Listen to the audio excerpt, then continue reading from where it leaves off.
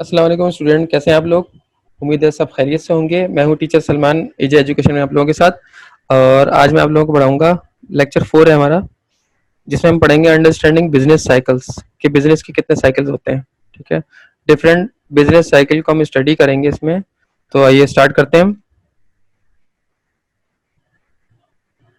Business cycle किसको कहते हैं?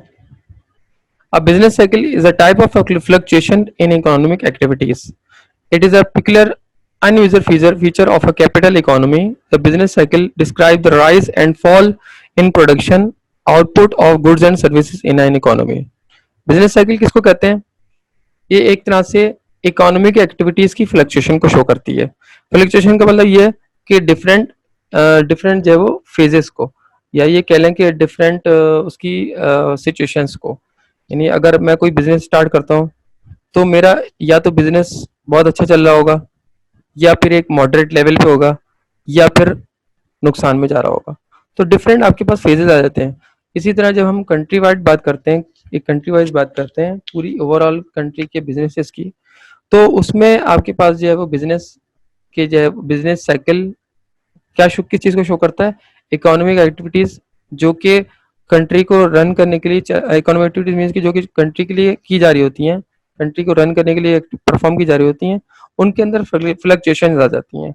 इसको हम स्टडी करते हैं आगे कि business cycle contains 4 different phase और stages.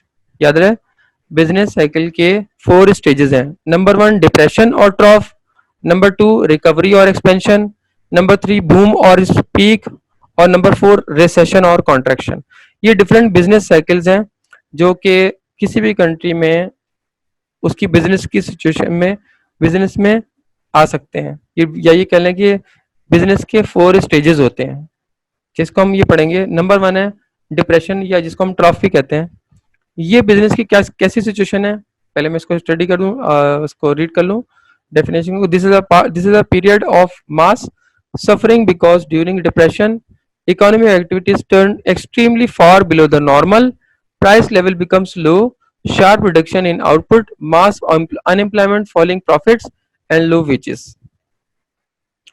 Profit margins decline sharply due to low demand and low wages and income. यहाँ पे क्या है, ये ऐसा बिजनेस की ऐसी पोजीशन है कि जहाँ पे क्या है, इकोनॉमिक एक्टिविटीज डिप्रेशन में है। यानी इकोनॉमिक एक्टिविटीज डिप्रेशन में मीन्स कि आपके पास इकोनॉमिक एक्टिविटीज कम परफॉर्म करके दे रही हैं। यानी प्राइस लेवल हमारा कम है, लेकिन हमारी कंट्री में अनएम्प्लॉयमेंट भी है, बिजनेस नहीं है, बिजनेस की सिचुएशन ऐसी है कि बिजनेस बिल्कुल नहीं है, बेरोजगारी है, और प्रॉफिट भी हमारा क्या है, बिजनेसमैन को कम मिल रहा है। नंबर 2 आ जाती है रिकवरी और एक्सपेंशन। रिकवरी या एक्सपेंशन किसको कहते हैं कि यहाँ पे ये सिचुएशन इस वाले से डिप्रेशन से थोड़ी सी बेहतर है। यानी इकोनॉमी की ऐसी कंडीशन है कि थोड़ी सी वो रिकवर कर रही है अपने लॉसेस को, थोड़ा कुछ एक्सपेंड कर रही है। तो when expansion occurs there is an increase in employment, income, production and sales. यानी हमारी एम्प्लॉयमेंट बढ़ रही है, इनकम बढ़ रही है, प्रोडक्शन बढ़ रही है और सेल बढ़ रही है।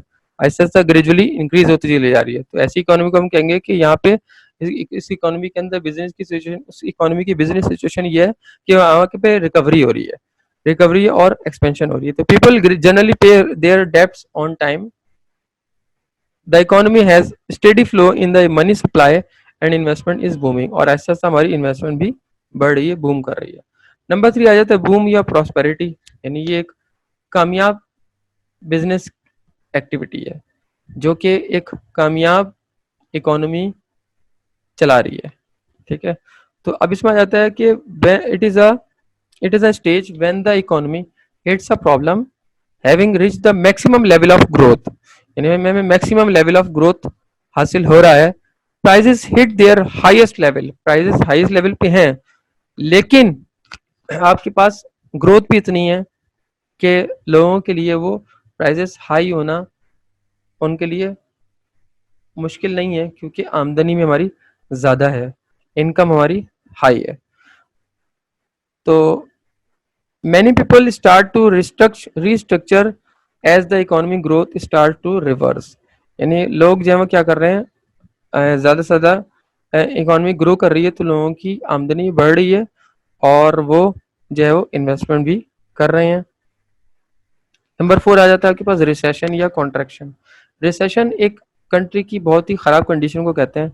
खराब इसलिए कह रहा हूँ एक तो डिप्रेशन भी है, लेकिन डिप्रेशन से भी ज़्यादा है ये, क्यों? क्योंकि ये बूम से एकदम से डाउन लेवल पे आ रही है। यानी बूम जो है वो एक अच्छी हाई पोजीशन है, लेकिन रिसेशन जो है वो एक बहुत ही अचानक से लो है, यानी एक आप हाई पे जाके आप लो लेवल पे आ गए, इसको हम रिसेशन कहेंगे। ये हो सकता है कि जब किसी कंट्री में एकदम से नेचुरल डिजास्टर आ जाते हैं, जैसे आजकल कोरोना वायरस चल रहा है, तो बहुत सी डेवलप कंट्रीज भी होंगी कि जिनको मुश्किलात पेश आ रही होंगी, उनका रेवेन्यू पहले के मुकाबले में बिल्कुल ही कम होकर रह गया होगा। यानी 100% अगर पहले रेवेन्यू था उनका, तो अब 25% या 30% होगा। तो इसका मतलब ये हुआ कि बिजनेस उनका 75% जो है वो डिक्रीज हो गया। तो इसको हम क्या कहेंगे? रिसेशन या कॉन्ट्रैक्शन कहेंगे। तो these are periods of contraction, यानी कम हो रिसेशन। कॉन्ट्रैक्शन का मतलब ये होता है कि कम हो जाना, सुकड़ जाना। तो during a recession unemployment rises, जिसकी वजह से क्या होगा कि अनएम्प्लॉयमेंट हमारी बढ़ेगी और प्रोडक्शन हमारी स्लो होगी। तो उसको जो है रिकवर करने के लिए हमें क्या करना पड़ेगा? पिछली उसमें आने के लिए हमें थोड़ा सा टाइम रिक्वायर्ड होगा, हमें अपने रिसोर्सेज का ज़्यादा से ज़्यादा इस्तेमाल करना होगा। डायग्राम से हम इसको समझ सकते हैं आपके सामने। एक्सपेंशन, सबसे पहले आपके पास सामने ट्रॉफ, जिसका डिप्रेशन भी जिसको कहते हैं, ट्रफ या डिप्रेशन। उसके बाद एक्सपेंशन थोड़ी बेहतरी लेवल पे आ जाता है, पीक या बूम बहुत अच्छे लेवल पे। उसके बाद कॉन्ट्रैक्शन, यानी एकदम से हाई लेवल से एकदम से लो लेवल पे आना शुरू हो जाता है, जिसको हम रिसेशन भी कहते हैं।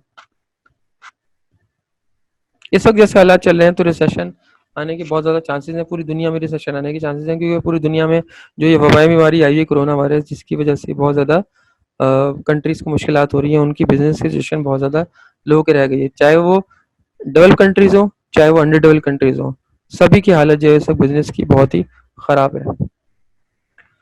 इंटरनेशनल ट्रेड आ जाता है फिर। Many countries are self-sufficient in its entire economic requirement, but need some other requirements. For example, if a country has a natural monopoly, means it has natural goods like agriculture goods and minerals, but it would also need of industrial goods to operate its economy smoothly. कह रहे हैं international trade का मतलब ये है कि हम दूसरे मुल्कों से तिजारत करते हैं, और दूसरे मुल्कों से तिजारत की हमें ज़रूरत क्यों पड़ती है? कि हो सकता है कि हम एग्रीकल्चर प्रोडक्ट में हम बहुत ज़्यादा इंडिपेंडेंट हो, बहुत हमें किसी दूसरी कंट्री से हमें लेने की ज़रूरत नहीं है, लेकिन हमें इंडस्ट्रियल गुड्स में हम इंडिपेंडेंट ना हो, तो इस सिचुएशन में हमें दूसरी कंट्री से लेना, वहाँ से दूसरी कंट्री से इंपोर्ट भी करना पड़ेगा। तो हर कंट्री जहाँ एक्सपोर्ट कर रही होती है, तो वो इंपोर्ट भी कर रही होती है, तो इंपोर्ट एक्सपोर्ट दोनों ही कर रही होती है, और इसको हम क्या कहेंगे? इंटरनेशनल ट्रेड कहेंगे। यानी इंटरनेशनल ट्रेड का मतलब ये है कि सिर्फ एक्सपोर्ट करना नहीं, बल्कि या इंपोर्ट करना नहीं, बल्कि इंपोर्ट और एक्सपोर्ट दोनों ही एक्टिविटीज़ आ जाती हैं। अगर कोई कंट्री किसी एक चीज़ में एक्सपर्ट है, तो दूसरी कंट्री दूसरी चीज़ में जो है वो लो भी हो सकती है। जैसे हम अपनी कंट्री की एग्जांपल भी ले सकते हैं, हमारी एग्रीकल्चर प्रोडक्ट हमारे पास बहुत सारी हैं, लेकिन इंडस्ट्रियल में या हम टेक्नोलॉजी वाइज देखा जाए, तो हम इतने ज़्यादा डेवलप नहीं हैं। तो हमें इंडस्ट्रियल गुड्स, आमतौर पे मशीनें, हैवी मशीनरीज या इलेक्ट्रॉनिक आइटम हमें दूसरी कंट्री से बाय करने पड़ते हैं। अब आ जाता है आपके पास नेचुरल मोनोपोली। नेचुरल मोनोपोली का मतलब ये होता है कि कुछ कंट्री ऐसी हैं जो कि नेचुरली तौर पे वो क्या है, इंडिपेंडेंट है, यानी उनको दूसरे से किसी से लेने की ज़रूरत नहीं है, प्रोडक्ट इंपोर्ट करने की ज़रूरत नहीं होती कुछ चीज़ों में। जैसे कि मलेशिया फेमस है रबड़ के लिए, रबड़ वहाँ पे बहुत ज़्यादा पैदा हो रहा है, वो एक्सपोर्ट करता है, इंपोर्ट कभी नहीं करता। कनाडा फेमस है निकल के लिए, निकल एक मिनरल है। ब्राज़ील फेमस है कॉफ़ी के लिए, और पाकिस्तान फेमस है कॉटन के लिए। कॉटन हमारा पूरी दुनिया में बाहर जा रहा होता है दूसरी कंट्री में। और फिर आ जाता है आपके पास बांग्लादेश। बांग्लादेश जूट के लिए इम्पोर्टेंट है और उसकी मशहूर है। स्पेशल स्किल्स, कुछ कंट्री ऐसी हैं कि जहाँ पे नेचुरल, इनके पास जो है वो नेचुरल मोनोपोली नहीं है, लेकिन फिर भी वो तरक्की कर रही हैं। कैसे? कि वो क्या कर रही हैं, उनके पास कुछ ना कुछ स्किल्स हैं। जैसे कि जर्मनी के पास स्किल्स हैं कि वो साइंटिफिक इन्वेंशन कर रही है। स्विट्जरलैंड वॉचेस, जापान फेमस है कार की वजह से। तो इन्होंने स्पेशल स्किल्स की वजह से तरक्की की है। ये सारी क्या आ जाएंगी? स्पेशल स्किल्स में आ जाएंगी। फिर आ जाता है terms of trade. Terms of trade का मतलब ये है कि ये एक परसेंटेज को शो कर रहा होता है इंपोर्ट और एक्सपोर्ट की। यानी एक्सपोर्ट के मुकाबले में हमारी इंपोर्ट कितनी है। हर कंट्री चाहती है कि उसकी एक्सपोर्ट ज़्यादा हो और इंपोर्ट कम हो। तो इसके लिए एक क्या करती है, टर्म्स ऑफ ट्रेड निकाल लेती है वो। यानी वो टर्म्स ऑफ ट्रेड डिटरमाइन करती है, मालूम करती है कि उनका टर्म ऑफ ट्रेड कितना है। और टर्म ऑफ ट्रेड किस तरह से पता चलेगा? एक्सपोर्ट प्राइसेस को हम डिवाइड कर देंगे इंपोर्ट प्राइसेस के साथ मल्टीप्लाई 100, तो हमें क्या पता चल जाएगा, ट्रेड टर्म की टर्म ऑफ ट्रेड पता चल जाएंगी।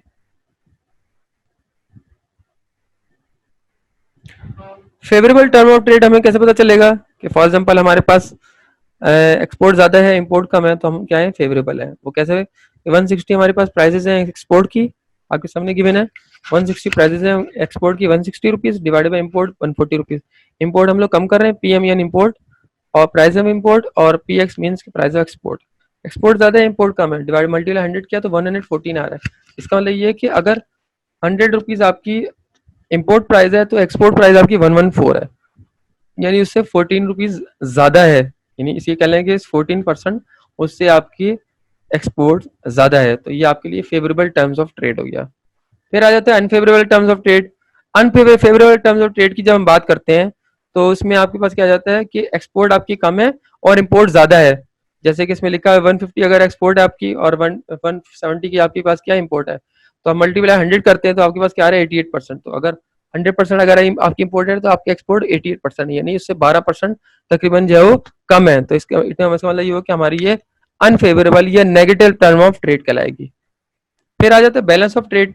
बैलेंस ऑफ ट्रेड किसको कहते हैं, balance of trade difference between aggregate value of export and import. Import और एक्सपोर्ट के जो का जो डिफरेंस होता है उसको हम बैलेंस ऑफ ट्रेड कहा जाता है। टर्म्स ऑफ ट्रेड के अंदर तो हमने परसेंटेज से फाइंड कर रहे थे कि उसके मुकाबले में कितनी परसेंट है। बैलेंस ऑफ ट्रेड में हम जो है वो डिफरेंस मालूम कर रहे हैं। अगर हमारी एक्सपोर्ट ज्यादा है इंपोर्ट कम है तो हमारा फेवरेबल है, इंपोर्ट ज्यादा है और एक्सपोर्ट कम है तो आपके पास अनफेवरेबल बैलेंस है। बैलेंस ऑफ पेमेंट क्या है कि balance of payment gives our comprehensive picture of country. It includes not only export and import but also include the non-commodity items. ना सिर्फ इसके अंदर जो है वो एक्सपोर्ट और इंपोर्ट शामिल होती हैं बल्कि नॉन कमोडिटी आइटम्स भी शामिल हो जाते हैं। बैलेंस ऑफ पेमेंट के अंदर तो सिर्फ और सिर्फ इंपोर्ट और एक्सपोर्ट फिजिकली गुड्स की बात कर रहे थे हम लोग। यहाँ बैलेंस ऑफ पेमेंट के अंदर प्रोडक्शन के साथ साथ सर्विसेज भी आ जाती हैं, यानी बैंकिंग सर्विसेज हो गई, शिपिंग सर्विसेज हो गई, उनको भी हम काउंट करते तो ये बैलेंस ऑफ पेमेंट कहलाता है। और बैलेंस ऑफ पेमेंट हमें कैसे पता चलेगा ज़्यादा है या कम है, कि अगर हमारे पेमेंट ज़्यादा हैं और हमें रिसीविंग कम हो रही है, यानी हमें हमारे एक्सपोर्ट और उसके अलावा सर्विसेज से हमें हमको कम इनकम हासिल हो रही है, और इंपोर्ट हमारे पे हमारा खर्चा ज़्यादा हो रहा है, तो हमारा इसका मतलब कि पेमेंट ज़्यादा है, तो ये हमारा अनफेवरेबल बैलेंस ऑफ पेमेंट होगा, जिसको हम disequilibrium in balance of payment भी कहते हैं, जैसे आपके सामने लिखा है। It is also called negative balance of payment. It exist when the payment exceed it's receipt. जब हमारी क्या होती हैं, पेमेंट्स एक्सीड कर जाती हैं हमारी रिसीप्ट्स को, तो इसको हम क्या कहेंगे, disequilibrium in balance of payment is not a sign of the soundness of a country's economy. It may arise either for short or long run. If it is a short period, it may remove easily and country can solve this problem easily. Long or continued disequilibrium of balance of payment shows the deficit financing of a country, and seriously it has to adopt strategies to increase receipts of a country and minimize payments and non-capital expenditure. कहना है कि अगर आपका disequilibrium of balance of payment ज़्यादा अगर हमेशा के लिए हो जाता है, लॉन्ग लास्टिंग हो जाता है, तो ये कंट्री के लिए खतरे की बात होती है, और फिर वो कंट्री इसका मतलब है कि वो डेफिसिट फाइनेंसिंग की पोजीशन में आ जाती है, यानी उसके ऊपर खर्चे ज़्यादा हैं और उसकी आमदनी कम है। तो इस सिचुएशन में ये एक सीरियस सिचुएशन होगी, तो उस कंट्री में को फिर दूसरी कंट्री से लोन लेना पड़ जाएगा अपने एक्सपेंसेस को कम करने के लिए, अपने रेवेन्यू को जनरेट करने के लिए और उस बिजनेस एक्टिविटीज़ में पैसे इन्वेस्ट करने के लिए। कॉजेज ऑफ डिसइक्विलिब्रियम क्या में क्या क्या जाता है, सबसे पहले natural factor, trade cycle. Trade cycle को तो हम लोगों ने पढ़ा, जैसे हमने बताया बिजनेस सिचुएशन आपकी, बिजनेस फ्लक्चुएशन आ सकती हैं। नेचुरल रिसोर्सेज में क्या है, फैक्टर्स में क्या है कि अगर फॉर एग्जांपल किसी कंट्री में फ्लड आ जाता है, भले वो तरक्की याफ्ता कंट्री है लेकिन वहाँ पे एकदम से फ्लड आ जाता है, कोई जलजला आ जाता है, अर्थक्वेक आ जाता है, तो उसकी वजह से आपके नेचुरल फैक्टर की वजह से आपका बिजनेस मुतासिर होता है। इसको हम क्या कहेंगे, नेचुरल फैक्टर, जिसकी वजह से हमारा डिसइक्विलिब्रियम क्रिएट होगा। फिर आ जाता है इन्फ्लेशन और पॉलिटिकल इंस्टेबिलिटी। इन्फ्लेशन को तो आपको पता ही है कि प्रेशर पड़ रहा है कंट्री के प्राइसेस के ऊपर, जिसकी वजह से डिसइक्विलिब्रियम पैदा हो रहा है, यानी प्राइसेस बढ़ जाती हैं, तो उसको जो है वो जब प्राइसेस बढ़ जाती हैं तो हमारी इंपोर्ट भी हमें, अब प्राइसेस बढ़ जाएंगी तो हमारी मनी वैल्यू कम हो जाएगी। जब मनी वैल्यू कम होगी तो हमारी इंपोर्ट हाई हो जाएगी और एक्सपोर्ट हमारी कम वैल्यू पे आ जाएगी इंटरनेशनल मार्केट में। पॉलिटिकल इंस्टेबिलिटी, कंट्री में बहुत ज़्यादा पॉलिटिकल इंस्टेबिलिटी है।